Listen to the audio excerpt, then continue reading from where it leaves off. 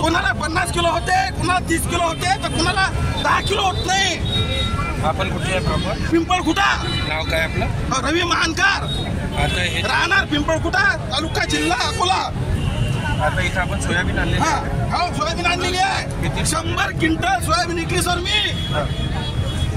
30 एकरामधली एका एकरात 3 kilo soybean झाली। कशी बराबरी होणार? आता हत्यार राहिला, दुसरं काहीच नाही। पाटील, तुमची मागणी काय आहे? भाव मिळाला पाहिजे। भाव जास्त अपेक्षा नाही आहे। 6000 जास्त आहे का? नाही, जास्त नाही। बोला ना। नाही, बरोबर आहे, जास्त नाही भाव, जास्त नाही आहे। पोलीस कर्मचारी आहेत, पोलीस कर्मचारी आहेत, सर्व पोलीस कर्मचारी आहेत।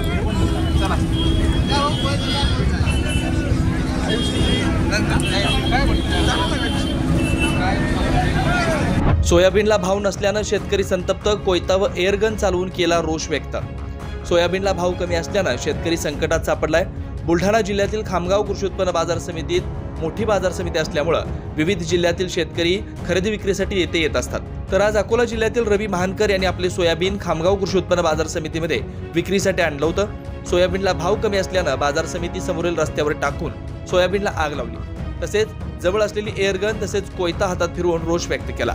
घटनेची माहिती मिळता शहर पोलीस घटनास्थळी दाखल होऊन त्याला ताब्यात घेतले व त्यांच्या जवळील एअरगन व कोयता जप्त करून पोलीस स्टेशनमध्ये आणलं गेलंय।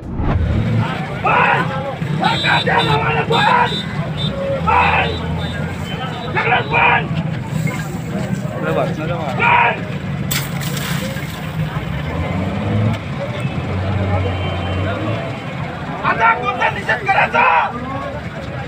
शांतीचा झाला, हा झाला।